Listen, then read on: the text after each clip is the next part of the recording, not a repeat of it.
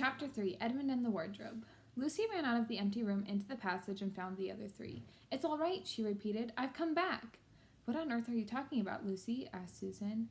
"Why," said Lucy in amazement, "haven't you all been wondering where I was?" "So you've been hiding, have you?" said Peter.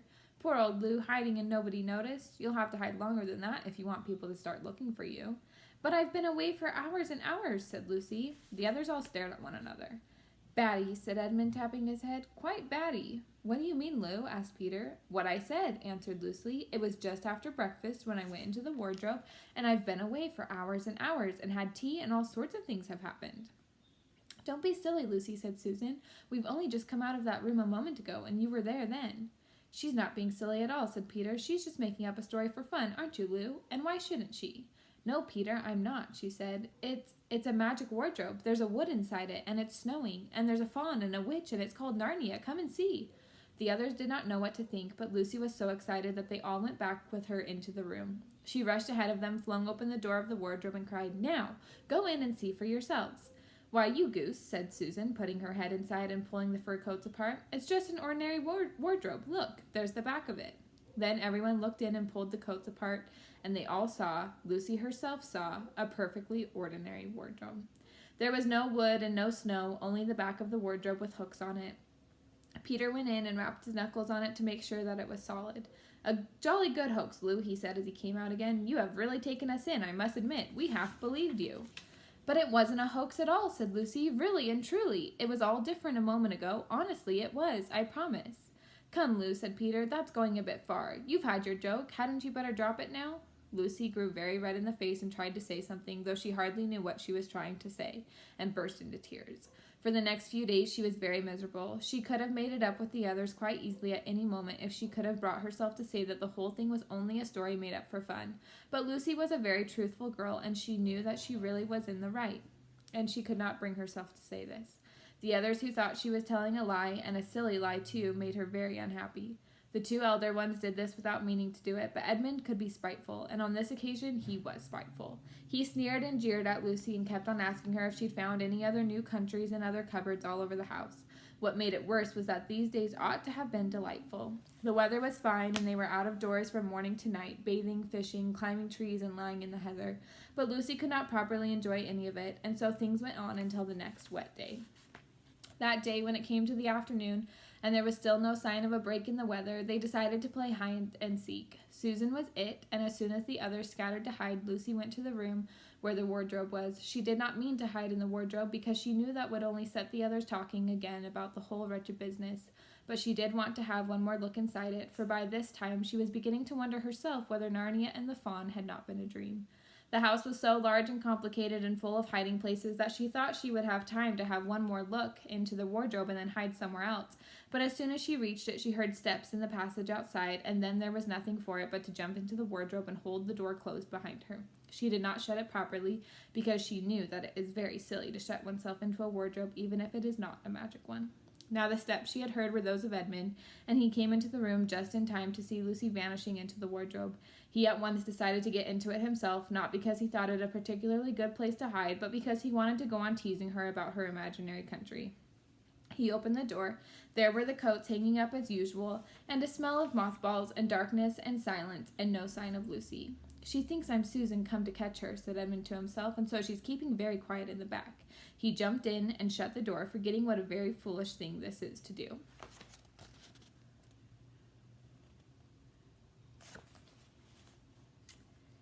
Then he began feeling about for Lucy in the dark. He had expected to find her in a few seconds and was very surprised when he did not.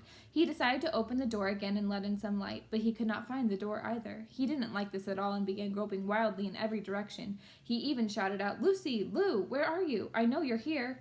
There was no answer, and Edmund noticed that his own voice had a curious sound, not the sound you expect in a cupboard, but a kind of open-air sound. He also noticed that he was unexpectedly cold, and then he saw a light. "Thank goodness," said Edmund. "The door must have swung open of its own accord." He forgot all about Lucy and went toward the light, which he thought was the open door of the wardrobe. But instead of finding himself stepping out into the spare room, he found himself stepping out from the shadow of some thick, dark fir trees into an open place in the middle of a wood. There was crisp, dry snow under his feet, and more snow lying on the branches of the trees. Overhead there was a pale blue sky, the sort of sky one sees on a fine winter day in the morning. Straight ahead of him he saw between the tree trunks the sun, just rising, very red and clear. Everything was perfectly still, as if he were the only living creature in the country. There was not even a robin or a squirrel among the trees, and the wood stretched as far as he could see in every direction. He shivered. He now remembered that he had been looking for Lucy, and also how unpleasant he had been to her about her imaginary country, which now turned out not to have been imaginary at all. He thought she must be somewhere quite close, and so he shouted, "Lucy! Lucy! I'm here too! Edmund!" There was no answer. She's angry about all the things I've been saying lately, thought Edmund, and though he did not like to admit that he had been wrong, he also did not much like being alone in this strange, cold, quiet place, so he shouted again. "I say, Lou, I'm sorry I didn't believe you. I see now that you were right all along. Do come out. Make it Pax." Still there was no answer. "Just like a girl," said Edmund to himself, sulking somewhere and won't accept an apology. He looked round him again and decided he did not much like this place, and had almost made up his mind to go home when he heard, very far off in the wood, a sound of bells. He listened, and the sound came nearer, and at last there swept into sight a sledge drawn by 2 reindeer. The reindeer were about the size of Shetland ponies, and their hair was so white that even the snow hardly looked white compared with them. Their branching horns were gilded and shone like something on fire when the sunrise caught them. Their harness was of scarlet leather and covered with bells. On the sledge, driving the reindeer, sat a fat dwarf who would have been about 3 feet high if he had been standing. He was dressed in polar bear's fur, and on his head he wore a red hood with a long gold tassel hanging down from its point. His huge beard covered his knees and served him instead of a rug. But behind him, on a much higher seat in the middle of the sledge, sat a very different person, a great lady, taller than any woman that Edmund had ever seen. She also was covered in white fur up to her throat, and held a long, straight golden wand in her right hand, and wore a golden crown on her head. Her face was white, not merely pale, but white like snow or paper or icing sugar, except for her very red mouth. It was a beautiful face in other respects, but proud and cold and stern. The sledge was a fine sight as it came sweeping toward Edmund, with the bells jingling, and the dwarf cracking his whip, and the snow flying up on each side of it. "Stop," said the lady, and the dwarf pulled the reindeer up so sharp that they almost sat down. Then they recovered themselves and stood, champing their bits and blowing. In the frosty air, the breath coming out of their nostrils looked like smoke. "And what, pray, are you?" said the lady, looking hard at Edmund. My name's Edmund," said Edmund rather awkwardly. He did not like the way she looked at him. The lady frowned. "Is that how you address a queen?" she asked, looking sterner than ever. "I beg your pardon, your majesty, I didn't know," said Edmund. "Not know the Queen of Narnia?" cried she. "Ha, you shall know us better hereafter, but I repeat, what are you?" "Please, your majesty," said Edmund, "I don't know what you mean. I'm at school. At least, I was. It's the holidays now."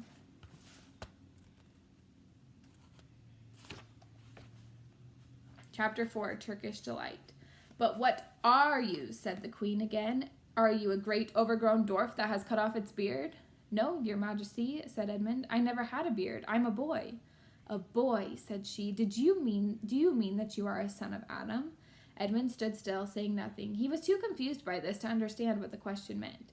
"I see you are an idiot, whatever else you may be," said the queen. "Answer me once and for all, or I shall lose my patience. Are you human?" "Yes, your majesty," said Edmund. "And how, pray, did you come to enter my dominions?" "Please, your majesty, I came in through a wardrobe."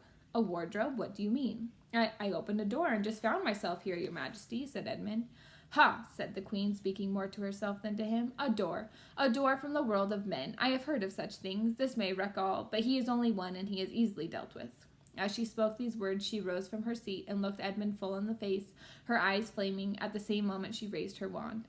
Edmund felt sure that she was going to do something dreadful, but he seemed unable to move. Then, just as he gave himself up for lost, she appeared to change her mind. "My poor child," she said in quite a different voice, "how cold you look. Come and sit with me here on the sledge, and I will put my mantle round you, and we will talk." Edmund did not like this arrangement at all, but he dared not disobey. He stepped onto the sledge and sat at her feet, and she put a fold of her fur mantle round him and tucked it well in. "Perhaps something hot to drink?" said the queen. "Should you like that?" Yes, please, your majesty, said Edmund, whose teeth were chattering.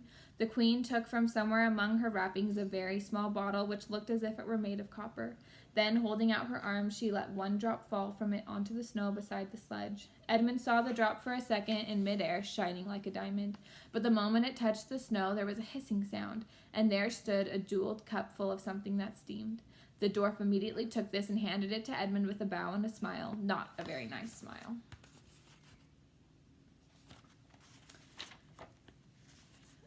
Edmund felt much better as he began to sip the hot drink. It was something he had never tasted before, very sweet and foamy and creamy, and it warmed him right down to his toes.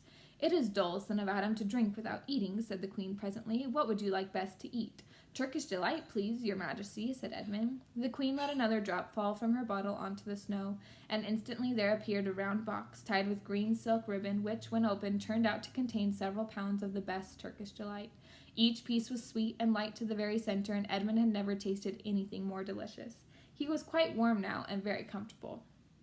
While he was eating, the queen kept asking him questions. At first, Edmund tried to remember that it is rude to speak with one's mouth full, but soon he forgot about this and thought only of trying to shovel down as much Turkish delight as he could, and the more he ate, the more he wanted to eat, and he never asked himself why the queen should be so inquisitive.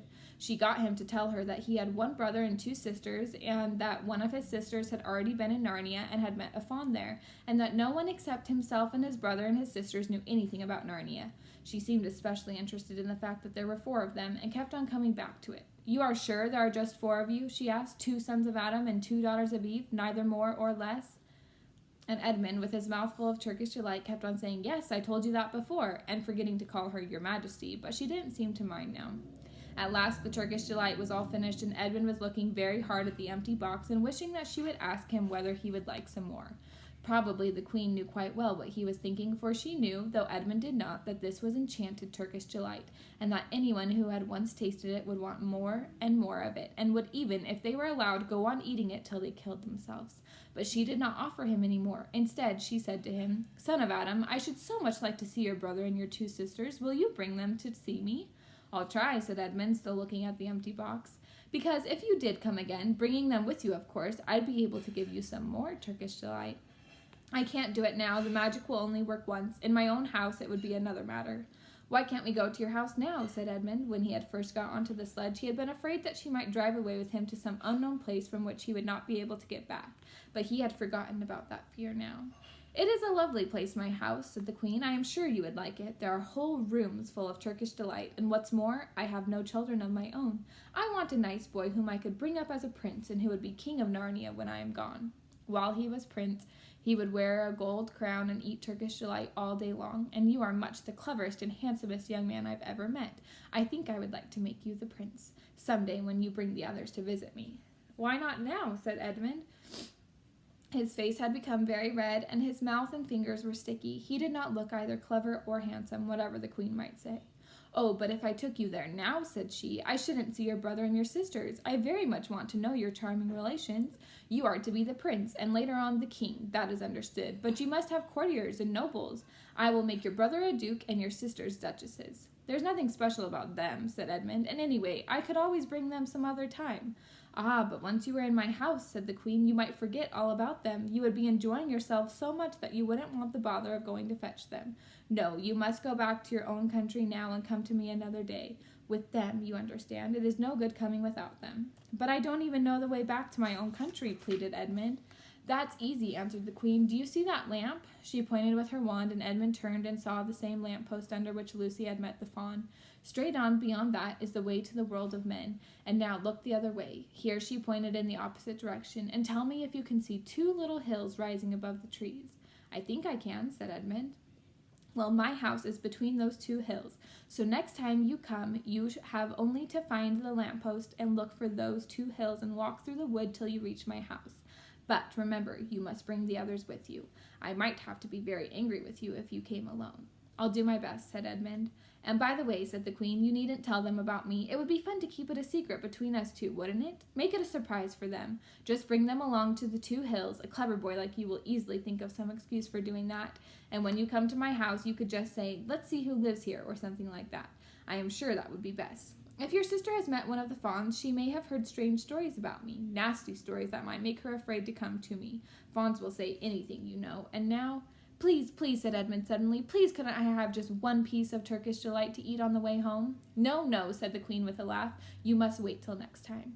While she spoke, she signaled to the dwarf to drive on, but as the sledge swept away out of sight, the queen waved to Edmund, calling out, next time, don't forget, come soon. Edmund was still staring about after the sledge when he heard someone calling his own name, and looking round he saw Lucy coming toward him from another part of the wood. Oh, Edmund, she cried, so you've got in too. Isn't it wonderful? And now... All right, said Edmund, I see you are right, and it is a magic wardrobe after all. I'll say I'm sorry if you like, but where on earth have you been all this time? I've been looking for you everywhere. If I'd known you had got in, I'd have waited for you, said Lucy, who was too happy and excited to notice how snappishly Edmund spoke, or how flushed and strange his face was. I've been having lunch with dear Mr. Tumnus, the fawn, and he's very well, and the White Witch has done nothing to him for letting me go, so he thinks she could have found out, and perhaps everything is going... She can't have found out, and perhaps everything is going to be all right after all. The White Witch, said Edmund, who's she? She is a perfectly terrible person, said Lucy. She calls herself the Queen of Narnia, though she has no right to be queen at all. And all the fauns and dryads and naiads and dwarves and animals, at least all the good ones, simply hate her. And she can turn people into stone and do all kinds of horrible things. And she has made a magic so that it is always winter in Narnia. Always winter, but it never gets to Christmas. And she drives about on a sledge drawn by reindeer, with her wand in her hand and a crown on her head. Edmund was already feeling uncomfortable from having eaten too many sweets, and when he heard that the lady he'd made friends with was a dangerous witch, he felt even more uncomfortable. But he still wanted to taste that Turkish delight again more than he wanted anything else. Who told you all that stuff about the White Witch? He asked. Mr. Tumnus, the fawn, said Lucy. You can't always believe what fawns say, said Edmund, trying to sound as if he knew far more about them than Lucy. Who said so? Asked Lucy. Everyone knows it, said Edmund. Ask anybody you like. But it's pretty poor sport standing here in the snow. Let's go home. Yes, let's, said Lucy. Oh, Edmund, I am glad you've got in too. The others will have to believe in Narnia now that both of us have been there. What fun it will be. But Edmund secretly thought that it would not be as good fun for him as for her. He would have to admit that Lucy had been right before all the others, and he felt sure the others would all be on the side of the fawns and the animals, but he was already more than half on the side of the witch. He did not know what he would say or how he would keep his secret once they were all talking about Narnia. By this time they had walked a good way, then suddenly they felt coats around them instead of branches, and next moment they were both standing outside the wardrobe in the empty room. I say, said Lucy, you do look awful, Edmund. Don't you feel well? I'm all right, said Edmund, but this was not true. He was feeling very sick. Come on, then, said Lucy. Let's find the others. What a lot we shall have to tell them, and what wonderful adventures we shall have now that we're all in it together.